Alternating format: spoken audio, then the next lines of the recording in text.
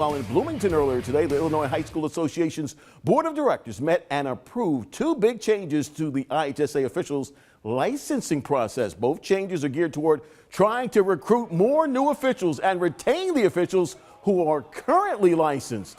The first change lowers the price for officials in registering to officiate in more than one sport, and the second change is designed to attract more out-of-state officials to work contests in the state of Illinois. Now, under the approved changes, the cost for an officiating license for individuals who reside in a state that borders Illinois will now be lowered. Those are improvements. We need those officials to keep the games rolling on. That's a wrap for sports. We'll be back after this.